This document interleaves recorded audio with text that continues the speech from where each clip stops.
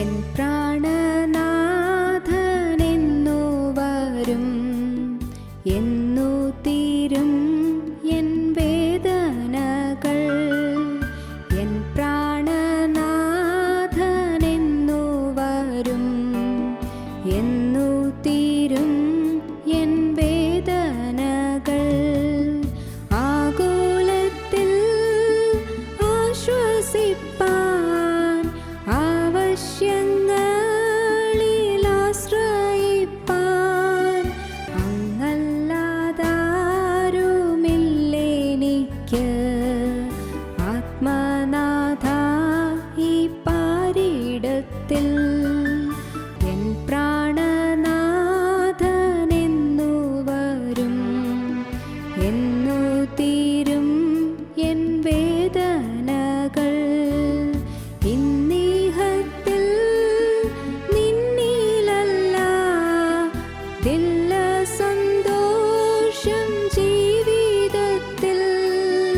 തിങ്ങി വിങ്ങുന്ന സങ്കടവും എങ്ങും പഴിയും നിന്നകളും. എൻ പ്രാണനാഥനെന്നു വരും, എന്നു തീരും എൻ വേദനകൾ. ഞങ്ങളും ക്രൂശിക്കപ്പെട്ട ക്രിസ്തുവിനെ പ്രസംഗിക്കുന്നു. ദൈവത്തിന് സ്തോത്രം. നമ്മുടെ ചിന്താവിഷയം 118 സങ്കീർത്തനം 24 വാക്യമാണ്. ഇത് യഹോവ ഉണ്ടാക്കിയ ദിവസം, ഇന്ന് നാം സന്തോഷിച്ച് ആനന്ദിക്കാം. ഇത് യഹോവയുണ്ടാക്കിയ ദിവസം, ഇന്ന് നാം സന്തോഷിച്ച് ആനന്ദിക്കുക. ദൈവത്തിന് സ്തോത്രം. ഇത് പാപപരിഹാര ദിവസമാണ്, ദ ഡേ ഓഫ് അറ്റോൺമെൻറ്റ്. ഇത് രക്ഷാ ദിവസമാണ്, ദ ഡേ ഓഫ് സാൽവേഷൻ. ഇത് സന്ദർശന ദിവസമാണ്, ഡേ ഓഫ് വിസിറ്റേഷൻ. യഹോവയുണ്ടാക്കിയ ദിവസം, ഇന്ന് നാം സന്തോഷിച്ച് ആനന്ദിക്കുക. ദൈവത്തിന് സ്തോത്രം. ഇന്ന് യഹോവയുടെ പ്രാകാരങ്ങളിൽ കഴിക്കുന്ന ദിവസം, യഹോവയുടെ പ്രാകാരങ്ങളിൽ കഴിക്കുന്ന ദിവസം 84 സങ്കീർത്തനത്തിൽ നാം കാണുന്നു. നമുക്ക് വായിക്കാം 10 വാക്യം.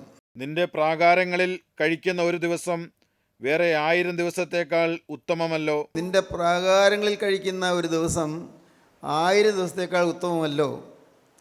നിന്റെ വിശുദ്ധ മന്ദിരത്തിൽ, നിന്റെ ആലയത്തിൽ, നിന്റെ സാന്നിധ്യത്തിൽ കഴിക്കുന്ന ഒരു ദിവസം മറ്റ്1000 ദിവസത്തേക്കാൾ ഉത്തമമല്ലോ. ദൈവത്തിന് സ്തോത്രം. ഇത് യഹോവയുണ്ടാക്കിയ ദിവസമാണ്. നാം ദൈവത്തിൻ്റെ പ്രാകാരങ്ങളിൽ വസിക്കാൻ ഇന്ന് നമുക്ക് അവസരം തരുന്ന ദിവസമാണ്. പ്രാകാരങ്ങൾ, ദൈവത്തിൻ്റെ തിരു സാന്നിധ്യത്തിൽ വസിക്കാൻ വിശ്വസിക്കുമോ? നിങ്ങൾ ആത്മാർത്ഥമായി പ്രാർത്ഥിച്ചാൽ കർത്താവിൻ്റെ സാന്നിധ്യം നിങ്ങൾക്ക് അനുഭവിക്കാൻ കഴിയും. ഹൃദയം നുറുങ്ങി പ്രാർത്ഥിച്ചാൽ, കർത്താവേ എനിക്ക് നീയല്ലാതെ മറ്റാരുമില്ല. എന്തെല്ലാം ഉണ്ടെന്ന് പറഞ്ഞാലും യേശുവേ നീ ഇല്ലെങ്കിൽ എല്ലാം പൂജ്യമാണ്. യേശുവേ എനിക്ക് എന്തെല്ലാം സൗകര്യങ്ങളുണ്ടെന്ന് പറഞ്ഞാലും യേശുവേ നീ ഇല്ലെങ്കിൽ പൂജ്യമാണ്. എന്ത് ചെയ്താലും എനിക്ക് വിജയിക്കാൻ പറ്റുകയില്ല യേശു ഇല്ലെങ്കിൽ. കർത്താവേ നിൻ്റെ സാന്നിധ്യം എനിക്ക് തരണമേ. ദൈവത്തിന് സ്തോത്രം. നിൻ്റെ സാന്നിധ്യം എനിക്ക് തരണമേ. ദൈവ സാന്നിധ്യം, the very presence of God. ദൈവത്തിൻ്റെ സാന്നിധ്യം കിട്ടുക. കർത്താവ് എൻ്റെ ചേർന്നുണ്ട് എന്നുള്ളൊരു ഉറപ്പ് കിട്ടുക. എൻ്റെ കൂടെ യേശു ഉണ്ട് എന്നുള്ളൊരു ഉറപ്പ് കിട്ടുക. എൻ്റെ കാര്യങ്ങൾ അന്വേഷിക്കാൻ ഈ ഉടമസ്ഥനുണ്ട് എന്നുള്ളൊരു ഉറപ്പ് കിട്ടുക. എൻ്റെ നന്മയ്ക്ക് വേണ്ടി എപ്പോഴും കാക്ഷിച്ചുകൊണ്ട് നിൽക്കുന്ന ഒരു നല്ല അപ്പൻ എനിക്കുണ്ട് എന്നുള്ളൊരു ഉറപ്പ് കിട്ടുക. സ്തോത്രം. ദൈവ സാന്നിധ്യം. നിൻ്റെ പ്രാകാരങ്ങളിൽ കഴിക്കുന്ന ഒരു ദിവസം വേറെ 1000 ദിവസത്തേക്കാൾ ഉത്തമമല്ലോ. സ്തോത്രം. ഇന്ന് യഹോവയുണ്ടാക്കിയ ദിവസമായി തീരട്ടെ. പ്രാകാരങ്ങളിൽ കഴിക്കുന്ന ദിവസമായി തീരട്ടെ. ദൈവ സാന്നിധ്യത്തിൽ കഴിയുന്ന ദിവസമായി തീരട്ടെ. അനുഗ്രഹം പ്രാപിക്കുന്ന ദിവസമായി തീരട്ടെ. സ്തോത്രം. അത് നിങ്ങൾക്ക് ലഭിക്കും. നിങ്ങൾ ഉള്ളൊഴിഞ്ഞത് പ്രാർത്ഥിച്ചാൽ മതി. ഇതുവരെ ജീവിതത്തിൽ വന്നു പോയ എല്ലാ തെറ്റുകളും, എല്ലാ കുറ്റങ്ങളും എല്ലാം ക്ഷമിക്കാൻ കർത്താവ് ഇന്ന് മനസ്സിലുള്ളവനായി നമ്മുടെ അടുത്തേക്ക് വന്നിരിക്കുകയാണ്. നിങ്ങൾ വിശ്വസിക്കൂ. ഈ കേൾക്കുന്നതൊരു ഭംഗിവാക്കായിട്ട് നിങ്ങൾ കേൾക്കരുത്. എന്നും പ്രശ്നത്തിൽ പറയും കർത്താവ് വന്നിരിക്കുകയാണെന്ന് പറയും. എന്നും ഇത് കേൾക്കുന്നു. അതുകൊണ്ട് നിങ്ങൾക്ക് വാസ്തവത്തിൽ ഒരു പക്ഷേ ഒരു മടുപ്പ് തോന്നുന്നുണ്ടാവും. യേശുക്രിസ്തു നമ്മൾ സന്ദർശിക്കാൻ പറ്റിയ ദിവസമാണ്. സന്ദർശന ദിവസമാണ്. രക്ഷാ ദിവസമാണ്. പാവരിയായ ദിവസമാണ്, അനുഗ്രഹത്തിൻ്റെ ദിവസമാണ്. ഇന്ന് കർത്താവ് നമുക്ക് വേണ്ടി കരുതിയിരിക്കുന്ന ദിവസമാണ്. നിത്യനായ ദൈവം സ്വർഗത്തിൽ നമുക്ക് വേണ്ടി നിരൂപിച്ച് വെച്ചിരിക്കുന്ന ദിവസമാണ് ഇന്ന്. നമ്മളെ തലോടാൻ, നമ്മുടെ കണ്ണുനീര് തുടയ്ക്കുവാൻ, നമ്മുടെ വേദനകൾ മാറ്റുവാൻ, നമ്മുടെ യാതനകൾക്ക് പൊതു തരുവാൻ, രോഗസൗഖ്യം തരുവാൻ, നമ്മുടെ പാവങ്ങളെല്ലാം പരിഹരിക്കാൻ യേശു നമ്മെ സന്ദർശിക്കുന്ന ദിവസമാണിത്. രക്ഷാ ദിവസമാണ്. ഇത് യഹോവ ഉണ്ടാക്കിയ ദിവസം. ഇന്ന് നാം സന്തോഷിച്ച് ആനന്ദിക്കുക. സ്തോത്രം. ദൈവത്തിൻ്റെ വലിയ നാമം മഹത്വപ്പെടട്ടെ. സ്തോത്രം. നിൻ്റെ പ്രാകാരങ്ങൾ കഴിക്കുന്ന ഒരു ദിവസം വേറെ 1000 ദിവസത്തേക്കാൾ ഉത്തമമല്ലോ എന്നാണ് ഇവിടെ കോരഹപുത്രന്മാർ പാടുന്നത്. കോരഹപുത്രന്മാരുടെ സങ്കീർത്തനമാണത്. കോരഹപുത്രന്മാർ, നിങ്ങൾക്കറിയാം, കോരഹ് മോശയുടെ ഒരു ഫസ്റ്റ് കസിനായിരുന്നു. മോശയുടെ ഒരു ഫസ്റ്റ് കസിൻ എന്ന് പറഞ്ഞാൽ അപ്പനും അപ്പൻ്റെ അനുജനും അവരുടെ മക്കൾ. മോശ അവരപ്പൻ്റെ മകൻ, അദ്ദേഹത്തിൻ്റെ സഹോദരൻ്റെ മകൻ കോരഹ്. മോശയ്ക്ക് ദൈവിക ശുശ്രൂഷ പ്രത്യേകിച്ച് ദൈവം നൽകിയിരുന്നു, കോരഹിനും നൽകിയിരുന്നു. കോരഹിന് ശുശ്രൂഷ ഉണ്ടായിരുന്നു, കോരഹിന് ദൈവവേല ഉണ്ടായിരുന്നു. പക്ഷെ മോശയുടെ ശുശ്രൂഷയല്ല കോരഹിൻ്റെ ശുശ്രൂഷ. മോശയുടെ ശുശ്രൂഷ അത് പൗരോഹിത്യ ശുശ്രൂഷയാണ്. എന്നാൽ ആ ശുശ്രൂഷയിൽ സഹായിക്കുന്ന ഒരു ചേർന്ന് നിൽക്കുന്ന ഒരു ശുശ്രൂഷ തന്നെയാണ് കോരഹിനുണ്ടായിരുന്നത്. പക്ഷേ അവിടെ പിശാച് നല്ലപോലെ പണി ചെയ്തു. മത്സരം ഉണ്ടാക്കി കോരഹിൻ്റെ മനസ്സിൽ മത്സരം. കോരഹിൻ്റെ മക്കൾ പക്ഷേ മത്സരത്തിൽ പങ്കുകൂടിയില്ല. ഇത് വലിയ ഭാഗ്യമായിപ്പോയി. അപ്പൻ ദൈവത്തോടും ദൈവത്തിൻ്റെ ആത്മാവിനോടും മത്സരിച്ചപ്പോൾ മക്കൾ മാറി നിന്നു, അവർ മാറി നിന്നു. കോരഹിൻ്റെ പുത്രന്മാർ അപ്പൻ്റെ കൂടെ നിന്നില്ല. അപ്പൻ്റെ വീട്ടിൽ നിന്ന്, അപ്പൻ്റെ കൂടാരത്തിൽ നിന്ന് അവർ ഓടിപ്പോയി, അകന്നുപോയി, മാറിപ്പോയി. അതൊരു വലിയ ഭാഗ്യാവസ്ഥയാണ്. പാപത്തോടും പാപസാഹചര്യത്തോടും വിട്ടുനിൽക്കാൻ സാധിക്കുന്നതാണ് ഭാഗ്യം. പാപത്തിൻ്റെ സാഹചര്യം ഉളവാക്കുന്നതായ വ്യക്തികളോട് മാറി നിൽക്കേണ്ടിയിരിക്കുന്നു. എന്തെല്ലാം ഉണ്ടെങ്കിലും നമ്മുടെ ജീവിതത്തിൽ ആന്തരികമായൊരു വേർപാട് വേണം. ആന്തരികമായ വേർപാട്. അകത്ത് നാം പാപത്തോടും പാപികളോടും ചേർന്ന് നിൽക്കാൻ പാടില്ല. ഒന്നാമത്തെ സങ്കീർത്തനം വായിക്കൂ. ഒന്നാമത്തെ സങ്കീർത്തനം തുടങ്ങുന്നത് തന്നെ ഒന്നാമത്തെ സങ്കീർത്തനം. അത് ദാവീദ് പാടുന്ന സങ്കീർത്തനമാണ്. വായിക്കാം. ദുഷ്ടന്മാരുടെ ആലോചന പ്രകാരം നടക്കാതെയും പാപികളുടെ വഴി നിൽക്കാതെയും പരിഹാസികൾ ഇരിപ്പിടത്തിലിരിക്കാതെയും യഹോവയുടെ ന്യായപ്രമാണത്തിൽ സന്തോഷിച്ച് അവൻ്റെ ന്യായപ്രമാണത്തെ രാപ്പകൽ ധ്യാനിക്കുന്നവൻ ഭാഗ്യവാൻ. എന്താ പറയുന്നത്? ദുഷ്ടന്മാരുടെ ആലോചന പ്രകാരം നടക്കാതെയും പാപികളുടെ വഴിയിൽ നിൽക്കാതെയും പരിഹാസികളുടെ ഇരിപ്പിടത്തിലിരിക്കാതെയും. നടപ്പ്, നിൽപ്പ്, ഇരിപ്പ് എല്ലാം സൂക്ഷിക്കണം. ദുഷ്ടന്മാരെന്ന് പറയുന്നത്, വേദപുസ്തകത്തിൽ ദുഷ്ടന്മാരെന്ന് പറയുന്നത് അവിശ്വാസികളെക്കുറിച്ചാണ്. അവിശ്വാസമുള്ള ദുഷ്ടഹൃദയം നിങ്ങൾക്ക് ഉണ്ടാകാതിരിപ്പം നോക്കുവിനെന്ന് എബ്രായ ലേഖനം 2-ാം അധ്യായത്തിൽ പറയുന്നുണ്ട്. അവിശ്വാസമുള്ള ദുഷ്ടഹൃദയം. ദുഷ്ടൻ എന്ന് പറയുമ്പോൾ ദുഷ്ടത ചെയ്യുന്നതെന്ന് മാത്രമല്ല, അവിശ്വാസി. ദുഷ്ടന്മാരുടെ ആലോചന പ്രകാരം നടക്കാതെ, അവിശ്വാസികളുടെ കൂടെ നടക്കാതെ നടപ്പ് സൂക്ഷിക്കണം. പാപികളുടെ വഴിയിൽ നിൽക്കരുത്, സൂക്ഷിക്കേണ്ടതാണ്.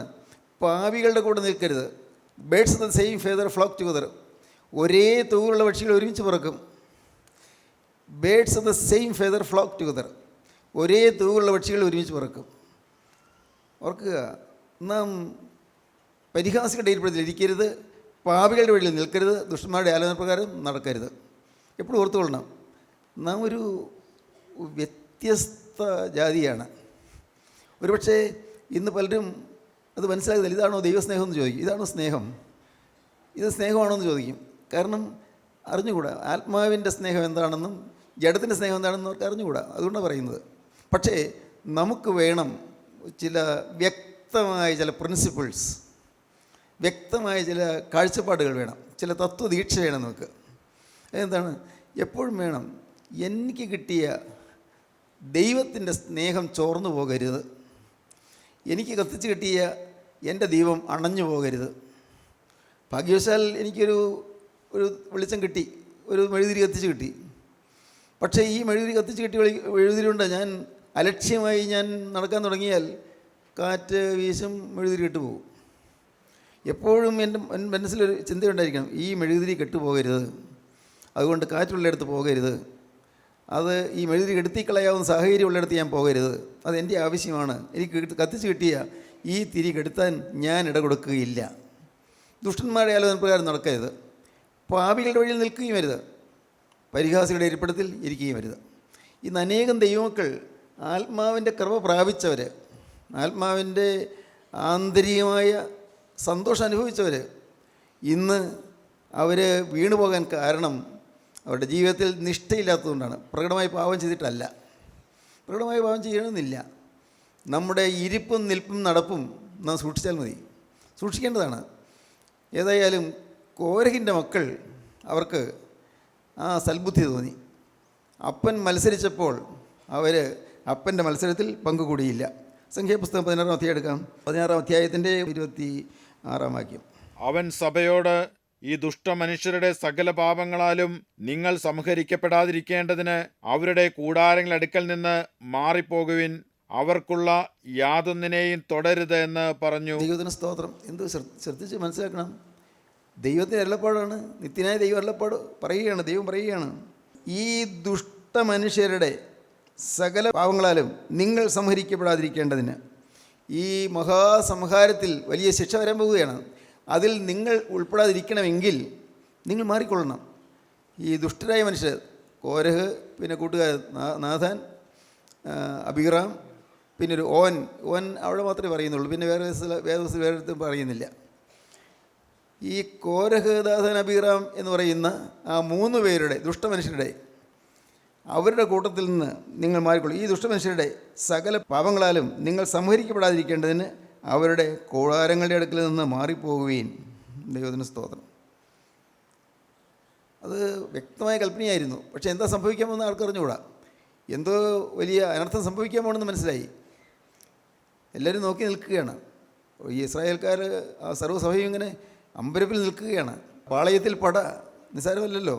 അതോ 250 പേര്, കോരഹിൻ്റെ കൂടെ കൂടി 250 പേരെന്ന് പറഞ്ഞാൽ അവരെല്ലാം പ്രധാനപ്പെട്ടവരാണ്. അവരെല്ലാം ജനത്തെ നയിക്കുന്ന ഇടയന്മാരാണ്. അവരെല്ലാം ശ്രദ്ധയുടെ കേന്ദ്രമായിരിക്കേണ്ടതായ, മനുഷ്യരുടെ ശ്രദ്ധയിൽ കേന്ദ്രമായിരിക്കേണ്ടവരായ ഉണർത്തപ്പെട്ട ദൈവമക്കളാണ്. അവർ നേതൃത്വം വഹിക്കുന്നവരാണ്. അവർക്കൊക്കെ ശുശ്രൂഷയുണ്ട്. ആരെയും ദൈവം മാറ്റി നിർത്തിയിട്ടില്ല. അവർക്കെല്ലാം ഉണ്ട് ശുശ്രൂഷ. പക്ഷേ അവരെക്കുറിച്ച് ഇപ്പോൾ കർത്താവ് പറയുന്നു, ഈ ദുഷ്ടമനുഷ്യരുടെ അവരുടെ സംഹാരത്തിൽ നിങ്ങൾ നശിക്കാതിരിക്കാതെ നിങ്ങൾ മാറിപ്പോകുകയും. ഈ മനുഷ്യരുടെ സകല പാവങ്ങളാലും നിങ്ങൾ സംഹരിക്കപ്പെടാതിരിക്കേണ്ടതിന് അവരുടെ കൂടാരങ്ങളുടെ അടുക്കൽ നിന്ന് മാറിപ്പോവുകയും. പിന്നെ അടുത്ത വാക്യം, അവർക്കുള്ള യാതൊന്നിനെയും തുടരുത്. ശ്രദ്ധിക്കൂ, അവിശ്വാസികൾ, എന്താ ഈ അവിശ്വാസികൾ എന്ന് പറയാൻ? ഒരിക്കലും വിശ്വാസത്തിലേക്ക് വന്നവരാണ്, കൂട്ടായ്മയിൽ നിന്നവരാണ്, ഒരുമിച്ച് നടന്നവരാണ്, ഒരുമിച്ച് ശുശ്രൂഷ ചെയ്തവരാണ്, ഒരേ വയലിൽ വേല ചെയ്തവരാണ്. പക്ഷേ ഇപ്പോൾ ഇനി അവർക്കുള്ളൊന്നും തൊട്ടു പോകരുത്, അവർക്കുള്ള യാതൊന്നും തൊട്ടു പോകരുത്. മനസ്സിലാക്കാൻ വളരെ പ്രയാസമുള്ള കാര്യമാണത്. ഇത് അനുഭവത്തിലാക്കി കഴിഞ്ഞാൽ നമുക്ക് ആത്മാവിൽ വളരാം. പക്ഷേ അനേകരും ഇതിൻ്റെ ഒന്നും അർത്ഥപുഷ്ടി മനസ്സിലാക്കുന്നില്ല. നമുക്ക് യെശയ്യാ പ്രവചനത്തിൻ്റെ പുസ്തകം എടുക്കാം. യെശയ്യാ പ്രവചന 52:11. വിട്ടുപോരുവിൻ, വിട്ടുപോരുവിൻ, വിട്ടുപോരുവീൻ, വിട്ടുപോരുവീൻ, അവിടെ നിന്ന് പുറപ്പെട്ടു പോരുവിൻ, അവിടെ നിന്ന് പുറപ്പെട്ടു പോരുവീൻ, അശുദ്ധമായതൊന്നും തുടരുത്, അശുദ്ധമായതൊന്നും തുടരുത്, അതിന്റെ നടുവിൽ നിന്നും പുറപ്പെട്ടു പോരുവിൻ, അതിന് നടുവിൽ നിന്ന് പുറപ്പെട്ടു പോരുവീൻ. യഹോവയുടെ ഉപകരണങ്ങളെ ചുമക്കുന്നവരെ, യഹോവയുടെ ഉപകരണങ്ങളെ ചുമക്കുന്നവരെ നിങ്ങളെ തന്നെ നിർമ്മലീകരിപ്പീൻ. സ്തോത്രം. വളരെ അർത്ഥവത്തായ വാക്കുകളല്ലേ, മനസ്സിലാക്കാവുന്ന വാക്കുകളല്ലേ. വിട്ടുപോരുവീൻ, വിട്ടുപോരുവീൻ, പുറപ്പെട്ടു പോരുവീൻ, അവരുടെ മധ്യത്തിൽ നിന്ന് പുറപ്പെട്ടു പോരുവീൻ. യഹോവയുടെ ഉപകരണങ്ങളെ ചുമക്കുന്നവരെ നിങ്ങൾ മാറിപ്പോവുകയും. ദൈവത്തിൻ്റെ ഉപകരണം ചുമക്കുന്നവരാണ്. ദൈവത്തിൻ്റെ ഉപകരണം ചുമക്കുന്നവർ ദൈവത്തിൻ്റെ വേലക്കാർ തന്നെയാണ്, ദൈവത്തിൻ്റെ വേലക്കാരാണ്. പക്ഷേ അവരെ അവിടെ ചേർന്ന് നിന്ന് പോയാൽ അവർ അപകടത്തിലാകും, മഹാസംഹാരത്തിൽ പിടിക്കപ്പെടും. ഇനി സംഖ്യാപുസ്തകത്തിലേക്ക് മടങ്ങി വരാം. 16-ാം അധ്യായം 26-ാം വാക്യം മുതൽ. അവൻ സഭയോട്, ഈ ദുഷ്ടമനുഷ്യരുടെ സകല പാപങ്ങളാലും നിങ്ങൾ സംഹരിക്കപ്പെടാതിരിക്കേണ്ടതിന് അവരുടെ കൂടാരങ്ങളുടെ അടുക്കൽ നിന്ന് മാറിപ്പോകുവിൻ, അവർക്കുള്ള യാതൊന്നിനെയും തുടരുത് എന്ന് പറഞ്ഞു. അങ്ങനെ അവർ കോരഹ്, ദാഥാൻ, അബീറാം എന്നിവരെ വാസസ്ഥലത്തിന് ചുറ്റിലും നിന്ന് മാറിപ്പോയി. അനേകം പേരുണ്ടായിരുന്നു, വലിയൊരു കൂട്ടം. അവർ എല്ലാം കോരഹിൻ്റെയും ദാഥാൻ്റെ അബീറാമിൻ്റെ ഈ കൂട്ടത്തിൽ മാറിപ്പോയി. എന്നാൽ ദാഥാനും അബീരാമും പുറത്തു വന്നു. അവരും അവരുടെ ഭാര്യമാരും പുത്രന്മാരും കുഞ്ഞുങ്ങളും താന്താങ്ങളെ കൂടാരവാതിൽക്കൽ നിന്നു. ഭാര്യമാരും കുഞ്ഞുങ്ങളും അവർ ഈ ദാഥാനും അബീറാം അവരുടെയൊക്കെ മക്കൾ അവരെല്ലാം അപ്പനോട് ചേർന്ന് അവരുടെ കൂടാരത്തിൽ തന്നെ നിന്നു. അപ്പോൾ മോശ പറഞ്ഞത്, ഈ സകല പ്രവൃത്തികളും ചെയ്യേണ്ടതിന് യഹോവ എന്നെ അയച്ചു. ഞാൻ സ്വമേധയായി ഒന്നും ചെയ്തിട്ടില്ല എന്ന് നിങ്ങൾ ഇതിനാൽ അറിയും. ഞാൻ സ്വന്തമായിട്ടൊന്നും ചെയ്തിട്ടില്ല എന്ന് നിങ്ങൾ ഇതിനാൽ അറിയും. എല്ലാവരും കേൾക്കെ പറയുകയാണ്, ഞാൻ സ്വന്തമായിട്ടൊന്നും ചെയ്തില്ല, ദൈവം തന്ന കാര്യങ്ങളല്ലേ, ദൈവം പറഞ്ഞതല്ലേ ഞാൻ ചെയ്തിട്ടുള്ളൂ, നിങ്ങൾക്കറിയാമല്ലോ, സ്വന്തമായിട്ട് ഞാൻ ചെയ്തിട്ടില്ലല്ലോ എന്ന് പറഞ്ഞു. പിന്നെ സകല മനുഷ്യരും മരിക്കുന്നത് പോലെ ഇവർ മരിക്കുകയോ, സകല മനുഷ്യർ മരിക്കുന്നത് പോലെ ഇവർ ഈ മത്സരികൾ മരിക്കുകയോ, സകല മനുഷ്യർക്കും ഭവിക്കുന്നത് പോലെ ഇവർക്ക് ഭവിക്കുകയോ ചെയ്താൽ, സകല മനുഷ്യർക്കും ഭവിച്ചതുപോലെ ഇവർക്ക് സംഭവിക്കുകയും ചെയ്താൽ യഹോവ എന്നെ അയച്ചിട്ടില്ല. യഹോവ എന്നെ അയച്ചിട്ടില്ല. എന്നാൽ യഹോവ ഒരു അപൂർവകാര്യം പ്രവർത്തിക്കുകയും ഇതുവരെയും ലോകത്തിൽ ഒരിടത്തും നടന്നിട്ടില്ലാത്തൊരു കാര്യം ഇപ്പോൾ ഇവിടെ സംഭവിക്കുകയും, ഭൂമി വായ് പിളർന്ന് അവരെയും അവർക്കുള്ള സകലത്തെ വിഴുങ്ങിക്കളയുകയും അവർ ജീവനോടെ പാതാളത്തിലേക്ക് ഇറങ്ങുകയും ചെയ്താൽ അവർ യഹോവയെ നിരസിച്ചുവെന്ന് നിങ്ങൾ അറിയും. ദൈവത്തിന് സ്തോത്രം. നിങ്ങൾ അനേകം ആയിരക്കണക്കിന് ആളുകൾ, പതിനായിരക്കണക്കിന് ആളുകളുണ്ടല്ലോ, നിങ്ങളെല്ലാവരും അറിയും ഇത് ഞാൻ എൻ്റെ സ്വന്തം അഭിപ്രായപ്രകാരം ചെയ്തതല്ല, ദൈവം ചെയ്യുന്നതാണെന്ന് മനസ്സിലാക്കും. ഇതുവരെയും ചെയ്തിട്ടില്ലാത്തൊരു സംഭവം, ഇതുവരെ നടന്നിട്ടില്ലാത്തൊരു സംഭവം നടക്കാൻ പോവുകയാണ്. ഭൂമി വായ് വളർന്ന് അവരെയും അവർക്കുള്ള സകലത്തെയും വിഴുങ്ങിക്കളയുകയും അവർ ജീവനോടെ പാതാളത്തിലേക്ക് ഇറങ്ങുകയും ചെയ്താൽ അവർ യഹോവയെ നിരസിച്ചു എന്ന് നിങ്ങളറിയും. അപ്പോഴാണ് നിങ്ങൾക്ക് മനസ്സിലാകുന്നത് അവർ യഹോവയാണ് നിരസിച്ചത്, പാവപ്പെട്ട എന്നെയല്ല നിരസിച്ചത്, യഹോവയാണ് നിരസിച്ചത് എന്ന് അവരറിയും. ദൈവത്തിന് സ്തോത്രം. എല്ലാവരും അറിയും. പിന്നെ അവൻ ഈ വാക്കുകളെല്ലാം പറഞ്ഞു തീർന്നപ്പോൾ അവരുടെ കീഴെ ഭൂമി പിളർന്നു. സ്തോത്രം. ഇത്രയും മോശ പറഞ്ഞു കഴിഞ്ഞപ്പോഴേക്കും പെട്ടെന്ന് അതുവരെയും ലോകത്ത് സംഭവിച്ചിട്ടില്ലാത്തൊരു കാര്യം നടന്നു. ഭൂമി അവിടെ പിളർന്നു. ഭൂമി പിളർന്നു. പിന്നെ ഭൂമി വായ് തുറന്ന് അവരെയും അവരുടെ കുടുംബങ്ങളെയും കോരഹിനോട് ചേർന്നിട്ടുള്ള എല്ലാവരെയും അവരുടെ സർവ്വസമ്പത്തിനെയും വിഴുങ്ങിക്കളഞ്ഞു. ദൈവത്തിന് സ്തോത്രം. ഭൂമി വായ് പിളർന്ന് അവരെയും അവരുടെ കുടുംബങ്ങളെയും കോരഹിനോട് ചേർന്നിട്ടുള്ള എല്ലാവരെയും അവരുടെ സർവ്വസമ്പത്തിനെയും വിഴുങ്ങിക്കളഞ്ഞു. അവരും അവരോട് ചേർന്നിട്ടുള്ള എല്ലാവരും ജീവനോടെ പാതാളത്തിലേക്ക് ഇറങ്ങി. ദൈവത്തിന് സ്തോത്രം. അവരോട് ചേർന്നിട്ടുള്ള എല്ലാവരും, ആ കൂടെ നിന്ന ആളുകളെല്ലാം ജീവനോടെ പാതാളത്തിലേക്ക് പോയി. പിന്നെ ഭൂമി അവരുടെ മേൽ അടയുകയും അവർ സഭയുടെ ഇടയിൽ നിന്ന് നശിക്കുകയും ചെയ്തു. ഭൂമി അവരുടെ മേൽ, അവരെല്ലാം അകത്ത് പോയി കഴിഞ്ഞു, ഭൂമി അവരെ അടഞ്ഞു. അങ്ങനെ അവർ സഭയുടെ ഇടയിൽ നിന്ന് നശിക്കുകയും ചെയ്തു. അടുത്ത വാക്യം. അവരുടെ ചുറ്റും ഇരുന്ന ഇസ്രായേലരൊക്കെയും അവരുടെ നിലവിളി കേട്ടു. ഭൂമി വളർന്ന് താഴോട്ട് പോകുമ്പോഴേക്കുള്ള മുറവിളി എല്ലാവരും കേട്ടു. ഭൂമി നമ്മെയും വിഴുങ്ങിക്കളയരുതേ എന്ന് പറഞ്ഞ് ഓടിപ്പോയി. ഭൂമി നമ്മെയും വിഴുങ്ങിക്കളയരുതേ എന്ന് പറഞ്ഞ് പിന്നെ ആളുകളെല്ലാം ഓടിപ്പോയി. അപ്പോൾ യഹോവയിങ്കൽ നിന്ന് തീ പുറപ്പെട്ട് ധൂപം കാട്ടിയ 250 പേരെയും ദഹിപ്പിച്ചു. കോരഹിനോട് ചേർന്നിരുന്ന 250 പേരെയും ദഹിപ്പിച്ചു. 26-ാം അധ്യായം 10-ാം വാക്യം മുതൽ വായിക്കാം. 10-ാം വാക്യം മുതൽ. ഭൂമി വായ് തുറന്ന് അവരെയും കോരഹിനെയും വിഴുങ്ങിക്കളയുകയും തീ 250 പേരെ ദഹിപ്പിക്കുകയും ചെയ്ത സമയം ആ കൂട്ടം മരിച്ചു. അവർ ഒരു അടയാളമായി തീർന്നു. എന്നാൽ കോരഹിന്റെ പുത്രന്മാർ മരിച്ചില്ല. സ്തോത്രം. എന്തൊരു ഭാഗ്യം. കോരഹിൻ്റെ പുത്രന്മാർ മരിച്ചില്ല. എന്തുകൊണ്ട്? അവർ ഓടി മാറി. ദൈവത്തിൻ്റെ വചനം കേട്ടപ്പോൾ അവർക്ക് ഒന്നും മനസ്സിലായില്ല. എങ്കിലും ദൈവത്തിൻ്റെ വചനമാണല്ലോ, ഇതുവരെയും നടന്നില്ലാത്തൊരു സംഭവം നടക്കുമെന്ന് പറഞ്ഞു. അവർക്കൊന്നും മനസ്സിലായില്ല. പക്ഷേ അവർ ഉടനെ ഓടി മാറി. ഓർക്കുക, ദൈവത്തിന് സ്തോത്രം. ദുഷ്ടന്മാരുടെ ആലോചന പ്രകാരം നടക്കരുത്, പാപികളുടെ വഴിയിൽ നിൽക്കരുത്, പരിഹാസികളുടെ ഇരിപ്പിടത്തിൽ ഇരിക്കരുത്. സൂക്ഷിക്കണം, നമ്മെ തന്നെ നാം സൂക്ഷിക്കണം. ദൈവത്തിൽ നിന്ന് ജനിച്ചവൻ തന്നെ താൻ സൂക്ഷിക്കുന്നു, ദുഷ്ടനെ തൊടുന്നതുമില്ല. ദൈവത്തിൽ നിന്ന് ജനിച്ച മക്കൾ തന്നെ തന്നെ സൂക്ഷിക്കണം. ഇന്ന് ഹോസ്റ്റലുകളിൽ മറ്റും താമസിക്കുന്ന അനേകം ചെറുപ്പക്കാർ, അവർ കൂട്ടായ്മയിൽ വരുമ്പോൾ വചനം കേൾക്കും, അന്നേരം തീരുമാനമെടുക്കും, ഒരുപക്ഷെ വേണമെങ്കിൽ സമർപ്പിക്കുകയും ചെയ്യും. പക്ഷേ ഹോസ്റ്റലിലേക്ക് ചെല്ലുമ്പോഴേക്കും ആ കൂട്ടത്തിൽ കൂടി അനർത്ഥത്തിലേക്ക് പോകുന്നു, അത്യാഹിതത്തിലേക്ക് പോകുന്നു, അപകടത്തിലേക്ക് പോകുന്നു, നാശത്തിലേക്ക് പോകുന്നു. പാവം പിള്ളേർ അറിയുന്നില്ല, നാശത്തിലേക്കാണ് പോകുന്നത് അറിയുന്നില്ല. അതുപോലെ തന്നെ മദ്യപാൻ ഒരാൾ വിട്ടു, മദ്യക്കില്ല, തീരുമാനിച്ചു, ഉറപ്പാണ്. പക്ഷേ ഒരു ഫംഗ്ഷൻ ഏതെങ്കിലും ഒരു വീട്ടിൽ, സ്വന്തപ്പെട്ട വീട്ടിലാണ്, ബന്ധമുള്ള വീട്ടിൽ ഫംഗ്ഷൻ വന്നു. ഒരു കമ്പനി സൈക്ക് നമുക്ക് അല്പം ഒന്ന് കൂടരുതോ? ആദ്യം മടിച്ചു, ഞാൻ തിരുവനന്തപുരത്തെ ആളല്ലേ, പക്ഷെ മടിച്ചു. പക്ഷെ പിന്നെയുണ്ട് ചേർന്നിരുന്നു. ഞാൻ കുടിക്കില്ല, ഞാൻ ഇരിക്കുന്നേ ഉള്ളൂ, അവർക്കാർക്കും അവർക്ക് അവരെ ഒരു കാരണവശാലും ഹർട്ട് ചെയ്യേണ്ട, വിഷമിപ്പിക്കേണ്ട എന്ന് വിചാരിച്ചു പോയിരുന്നു. ഇരുന്നേയുള്ളൂ, ഞാൻ കുടിക്കില്ല ഉറപ്പാണ്. പക്ഷേ ഇത്തിരി കഴിഞ്ഞപ്പോഴുണ്ട് ആ മദ്യം കുടിക്കുന്നതിൻ്റെ കൂടെ ഇരുന്ന് കുറേശ്ശെ കുടിച്ചു തുടങ്ങി. പിന്നെ പഴയ മദ്യപാനത്തേക്കാൾ കഷ്ടമായ മദ്യപാനത്തിലേക്കായി. ഇങ്ങനെയുള്ള അനേകം സംഭവങ്ങൾ നടക്കുന്നുണ്ട്. എപ്പോഴും സൂക്ഷിച്ചു കൊള്ളണം, നമ്മെ തന്നെ നാം സൂക്ഷിക്കണം.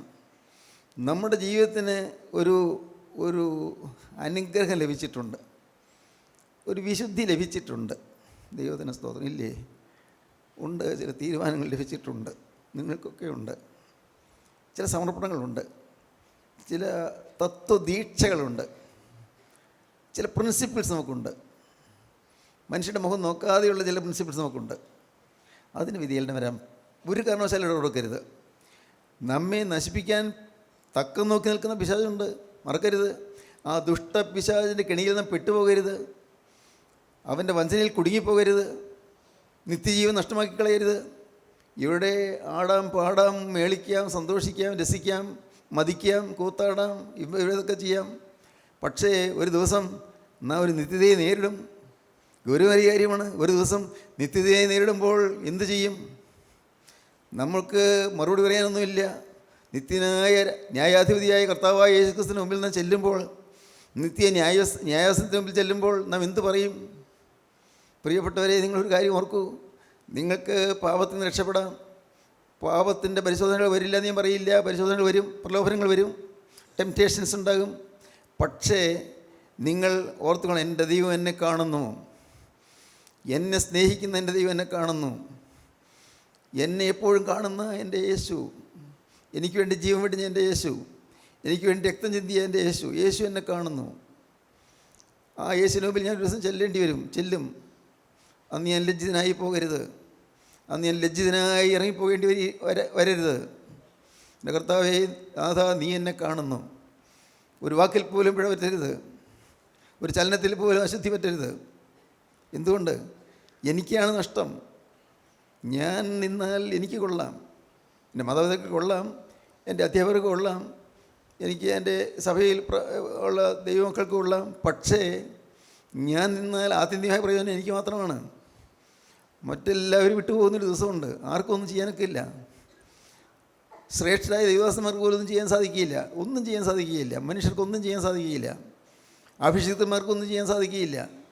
തെറ്റിദ്ധരിക്കണ്ട, ആർക്കും ഒന്നും ആത്മാവിൻ്റെ കാര്യത്തിൽ സഹായിക്കാൻ പറ്റുകയില്ല. മരണത്തിൻ്റെ വിനാഴികയിൽ ജീവശ്വാസം പോകുമ്പോൾ കൂടെ നിൽക്കാൻ യേശുവും യേശു ദൂതന്മാരും മാത്രം, എങ്കിലേ രക്ഷയുള്ളൂ. അല്ലെങ്കിലോ അപ്പോൾ പിശാചുക്കൾ കൂടെ വന്ന് നമ്മെ തട്ടിക്കൊണ്ടുപോകും, ആത്മാവിനെ റാഞ്ചിക്കൊണ്ടുപോകും. ദൈവത്തിന് സ്തോത്രം. എന്തിന്? മോശയുടെ ജീവിതത്തിൽ പോലും അപകടം വന്നല്ലോ. മോശയുടെ ജീവിതത്തിൽ മോശ പാറയോട് കൽപ്പിക്കാനേ ദൈവം പറഞ്ഞുള്ളൂ. പക്ഷേ മോശ പാറയെ അടിച്ചു. ദൈവം പറഞ്ഞ വാക്ക് അനുസരിച്ചില്ല. ദൈവത്തിൻ്റെ പ്രവാചകനാണ്, പ്രവാചകന്മാരി തലവനാണ്, ദീർഘദർശിമാരി തലവൻ.